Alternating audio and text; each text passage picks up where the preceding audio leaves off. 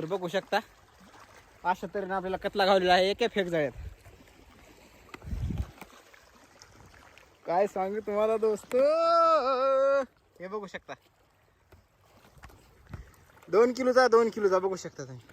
तर बघू शकता तुम्ही या अशा तऱ्हेने हे बोलून घेतलेलं आहे. एक चिलापी एक कतला